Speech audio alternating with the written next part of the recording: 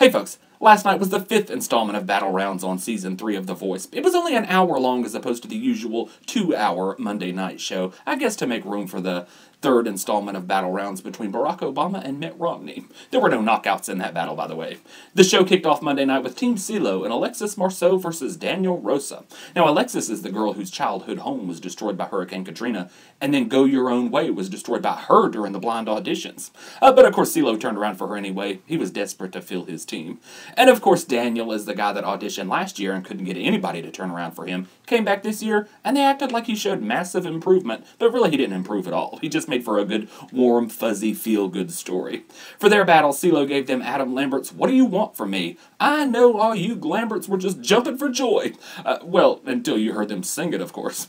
During the coaching session, I think this is actually the first time that we got to hear Rob Thomas really give advice. Because usually what he just does is he just sings the song and says, that's how I would do it. But they were telling Alexis to forget about her classical training and not to over-enunciate. But at least I could understand what she was saying. Daniel sounded like he was just mumbling. It kind of felt like they wanted her to dull down her performance so she wouldn't outshine him. Daniel was trying to play it safe during rehearsal because he was afraid he couldn't hit the higher notes, but Cee Lo wanted him to be a risk taker.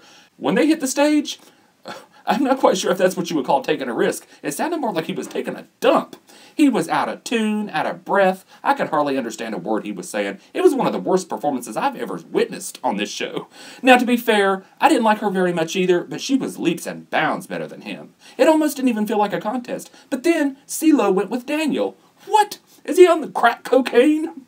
I guess it just goes to prove that Cee Lo's battles don't matter. He had obviously already made his mind up before it ever started. I just don't get what they see in Daniel. A feel-good story, maybe, but if it doesn't sound good, it doesn't work. And that's Daniel's problem. He just doesn't sound very good. They act like confidence is his only issue. The Wizard of Oz could give him a whole sack of confidence. It's not ever going to make him a better singer. Next up is Team Adam with Brandon Mahone versus Nicole Nelson. Brandon is the young guy that likes to sing old music. He wants to pull his family out of poverty. And Nicole considers herself somewhere between a street peddler and Whitney Houston. She's talking about her voice, by the way, not her addiction level. Oh my God, that was awful of me. I'm going straight to hell. Anyway, Adam gave them Ain't No Mountain High Enough. Terribly boring song choice.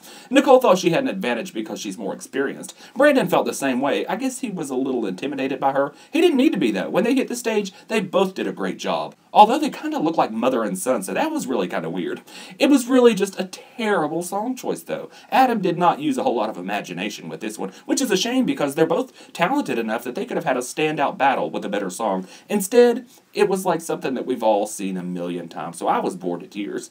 Blake and Christina would have picked Nicole. Cee Lo would have picked Brandon. I would have flipped a coin. Adam chose Nicole, and then he was upset that nobody stole Brandon, but that's his fault for giving him such a who cares song.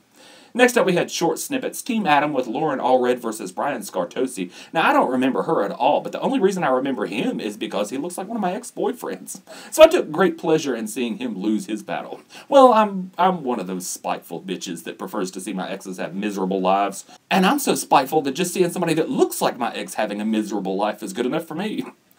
Team Blake had a clip of Ryan Jirovec versus Cassadee Pope. Cassadee won, but her rabid fans are having meltdowns online because her battle was reduced to a clip.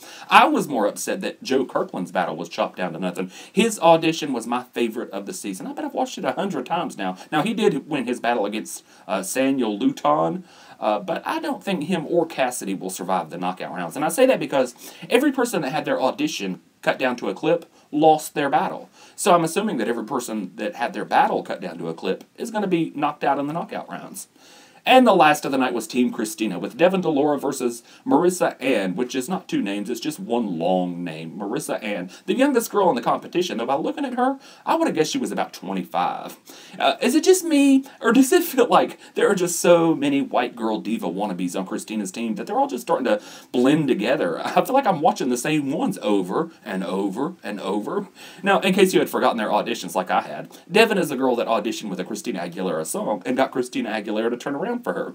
They only showed a clip of MarissaAnn's audition, but her father gave her a piece of his liver when she was a baby, so good for him. Most parents would do that anyway, though. Christina gave them Free Your Mind by En Vogue. Good song choice.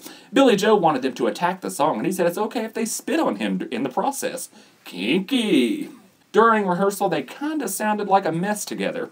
Christina wanted to stop it from sounding like a catfight, which it slightly did at times during their battle, but it wasn't too bad. One of them had an annoying quality in their voice, but I couldn't really tell which one it was. I think it was Devyn.